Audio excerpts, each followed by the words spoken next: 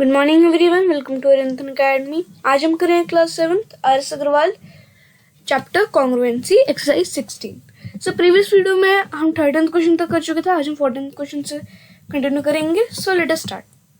सो हमारा 14th question है, if two triangles have the corresponding angles equal are they always congruent? Okay, if not draw two triangles which are not congruent but which have the corresponding angles equal. Okay, so ये इसका answer जो है वो है no. Okay, क्या हमें बोला गया क्वेश्चन में कि अगर दो ट्रायंगल क्या होता है कॉरस्पॉन्डिंग एंगल सेम, मतलब एंगल जो है सेम है, तो क्या वो हमेशा कॉन्ग्रुएंट होंगे? तो नहीं, साइड्स भी इक्वल होनी चाहिए। ओके, जैसे कि अभी मैं ट्रायंगल बनाता हूँ, ये 90 डिग्री का है, ये 90 डिग्री का है, ये एक सेकंड रुकिए जरा। ओके, सो देखिए मैंने दो ट्रायंगल्स बना लिए हैं ऐसे। ओके, इनकी नेमिंग भी कर देते हैं, ए बी और ये सी, और इसको P Q R. Okay, so देखिए एंगल्स तो देखिए इक्वल है, ठीक है। ये जो है ये स्क्वायर सा है, ये इसका मतलब होता है 90 डिग्री का एंगल यहाँ पर। ओके, कंफ्यूज मत होइएगा। तो देखिए एंगल सारे सेम है, ये 90 डिग्री का, ये भी 90 डिग्री है, 30 डिग्री का, ये भी 30 डिग्री का, ये 60 डिग्री का, ये भी 60 डिग्री का है। ओके, लेकिन साइड्स तो इक्वल नहीं है। और हमने क्या पढ़ा है कि जब तक सारी चीजें इक्वल ना हो हम ट्रायंगल को कॉन्ग्रुएंट नहीं कह सकते। सर्कल को हम कह सकते हैं कॉन्ग्रुएंट, लेकिन हम सिर्फ तब कॉइन को हम कॉन्ग्रुएंट कह सकते हैं। जैसे ये एक कॉइन है और ये एक कॉइन है, इनको हम कह सकते हैं, लेकिन कब? जो इनका रेडियस सेम हो। ओके, सर्कल को भी कह सकते हैं जो इनका रेडियस सेम हो। ओके, हमें इसके लिए बस रेडियस सेम चाहिए। इनमें हमें एंगल्स चाहिए इक्वल और साइड चाहिए। साइड इसकी 6 है, इसकी 10 है, इसकी 9 है, इसकी 11 है, इसकी 12 है। ओके, इसकी 20 है। ओके, सो ये साइड्स इक्वल है ही नहीं। ओके, सो इसलिए ये कॉन्ग्रुएंट मतलब ऐसा पॉसिबल नहीं है कि अगर एंगल्स इक्वल होंगे तो ये ट्रायंगल्स कॉन्ग्रुएंट हो। Okay, clear? आई होप आपको समझ आया हो। अगर आपको कोई भी डाउट हो तो कमेंट बॉक्स में बता दीजिएगा। Now let us see question number 15।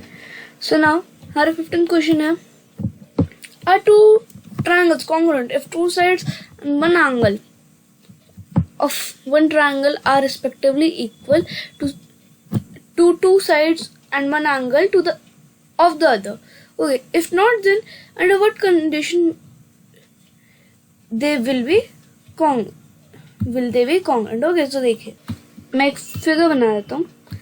Okay, देखिए जैसे कि ये ट्रायंगल है, एक सेकंड रुकिए जरा। ओके, सो एक ऐसे ट्रायंगल है। ओके, अब एक और ट्रायंगल है। Okay, clear? इसकी ये साइड और ये दो साइड पहले तो इसकी नेमिंग कर देते हैं, A B C R S T. Okay, so देखिए इसकी ये साइड, ठीक है, मतलब ए बी वाली साइड आर एस के इक्वल है, बी सी वाली साइड एस टी के इक्वल है। ओके, और ये वाला एंगल टी एंगल सी के इक्वल है। ओके, सो देखिए हमारी कोई ऐसी प्रॉपर्टी तो होती नहीं है एस एस ए। ओके, सो ऐसी कोई प्रॉपर्टी नहीं है, तो हम इसको अप्लाई करके कॉन्ग्रुएंट भी प्रूव नहीं कर सकते। सो हमारा जो आंसर है वो नो हो जाएगा। ओके, अब देखिए हमसे आगे क्वेश्चन में क्या बोला गया था कि under what conditions will they be congruent? Okay, so देखिए they will be congruent under the property SS. Okay, clear? So SS में हमारा क्या होता है, देखिए यहाँ जाते हैं इस वाले पेज पे। ओके, सो SS में क्या होता है, ये साइड इस साइड की इक्वल है। अब A आ गया, A मतलब एंगल, ये एंगल इस एंगल के इक्वल होगा, देन ये साइड इस साइड के इक्वल होगी। सो ये होता है S A S. Okay, so under S S congruency criteria it will be congruent. Okay, clear? So now let us see question number 16. So now हमारा क्वेश्चन नंबर 16 है, draw a triangle ABC and PQR such that they are equal in area but not congruent. Okay so देखिए हमें क्या बोला गया कि इनका जो मतलब एरिया इक्वल होना चाहिए बट कॉन्ग्रुएंट नहीं होना चाहिए.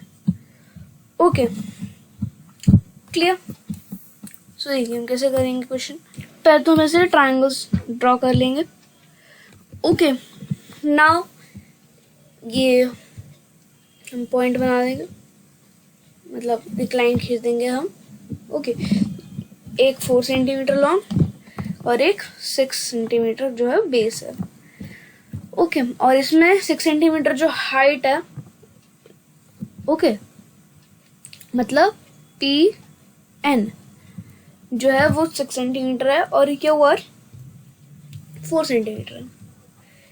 Okay clear. सो देखिए इसका अब हम एरिया फाइंड करते हैं. सो पहले हम इसका फाइंड कर लेते हैं. Half into base into height formula होता है एरिया फाइंड करने का, equals to half into base हमारा 6 सेंटीमीटर है. ओके और हमारी जो हाइट है वो 4 सेंटीमीटर है, तो ये आ जाएगा 12 centimetre square. Okay clear. So हमारा जो इसका एरिया आएगा ट्रायंगल ABC का वो हो जाएगा 12 सेंटीमीटर. नाउ PQR का फाइंड करते हैं, half into base into height. Okay so देखिए हमें क्या बोलेंगे, एरिया सेम होना चाहिए. ओके कॉन्ग्रुएंट ना हो ये, लेकिन एरिया सेम हो. Okay so area 12 centimetre square आ गया इसका भी. Okay clear. लेकिन कॉन्ग्रुएंट नहीं होगी. क्यों नहीं होगी, साइड देखिए इक्वल नहीं है. क्यू आर हमने 4 सेंटीमीटर मानी है, BC हमने 6 सेंटीमीटर मानी है. Okay clear. So this is how this question has to be done. I hope आपको समझ आओ. Now let us proceed to question number 17. So now हमारा क्वेश्चन नंबर 17 है, fill in the blanks. Okay so मैं इसमें blanks जो है वो फिल करना है. ओके तो देखिए फर्स्ट पार्ट में क्या है, 2 line segments are congruent if they have equal length, okay, or the same length. Okay, same exactly length. Clear. now देखिए सेकंड क्या है हमारा, 2 angles are congruent if they have same measure, same measure.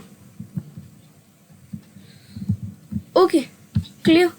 now 2 squares are congruent if they have the same side length. Okay मतलब equal length of side. Okay same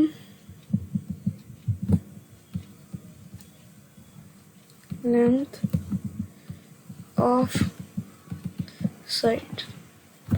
Okay now 2 circles are congruent if they have same radius. Okay same radius. Clear. now 2 rectangles are congruent if they have the same length and the same breadth. Okay same, मैं L and B लिख दे रहा हूँ. L and B पूरा लिखेगा length and breadth. Okay now 2 triangles are congruent if they have all parts equal. All parts equal. Okay clear. so this is how question number 17 has to be done. I hope आपको समझ आओ. now let us proceed to 18th question. so हमारा 18th question है, which of the following statements are true and which of them are false. okay so देखिए हम first देखते हैं कि क्या है. all squares are congruent. no, this is false. okay clear. अब देखिए क्यों नहीं होगा, देखिए क्योंकि एक मैं बना देता हूँ. ओके 1 सेंटीमीटर का मान लेते हैं हम उसको. इसको हम मान लेते हैं 2 सेंटीमीटर। ओके, सो कॉन्ग्रुएंट होगा? नहीं, साइड सेम नहीं है। ओके, साइड सेम नहीं तो उसका मतलब उसको कॉन्ग्रुएंट नहीं होगा। हमने यहीं अभी फिल इन द ब्लैंक्स में देखा कि same side length of side होनी चाहिए। ओके, तभी कॉन्ग्रुएंट होंगे। ओके, नाउ देखते हैं सेकंड पार्ट क्या है। If two squares have equal areas they are congruent. Okay, so yes, true होगा। क्यों?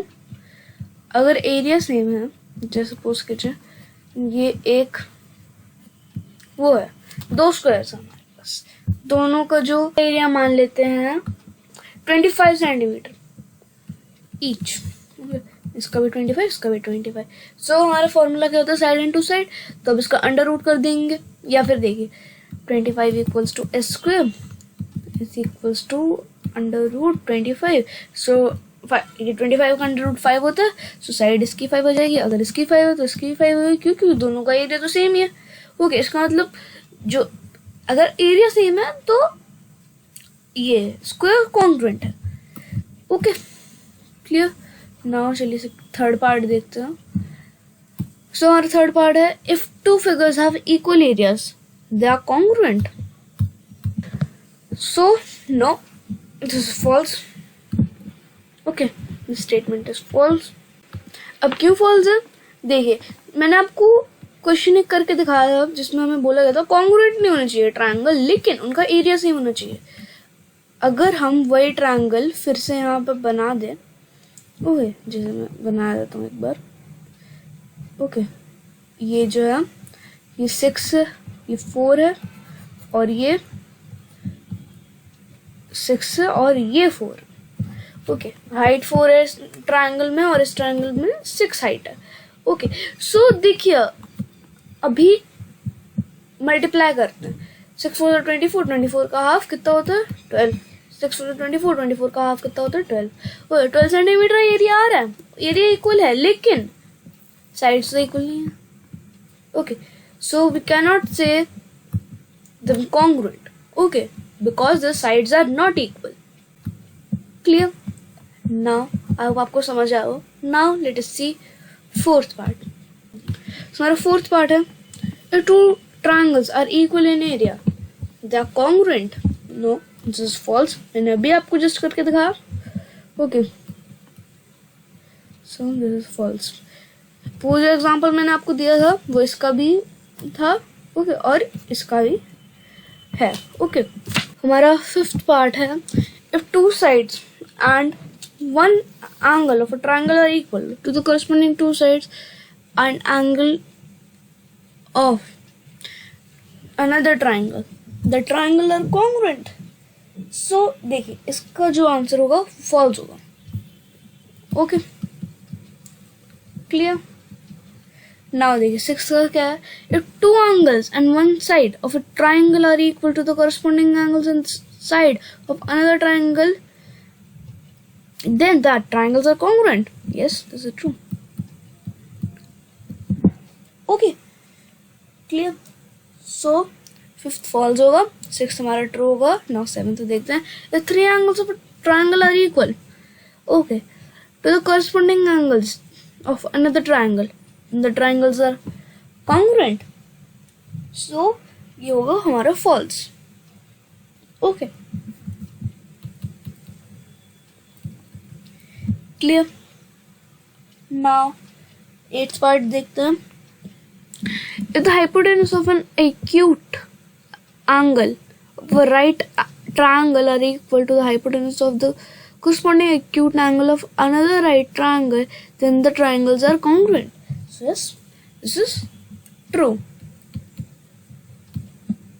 Okay, now ninth part, if the hypotenuse of a right triangle is equal to the hypotenuse of another right triangle, then the triangles are congruent. So नहीं, false होगा ये। Okay, now if two triangles are congruent, then their corresponding sides and their corresponding angles are congruent. So yes, this is true. Okay, clear? I hope आपको समझ आया हो। Okay, अगर आपको कोई भी डाउट हो तो कमेंट बॉक्स में बता दीजिएगा। ओके, सो आज के लिए बस इतना ही। Thank you, have a nice day, bye.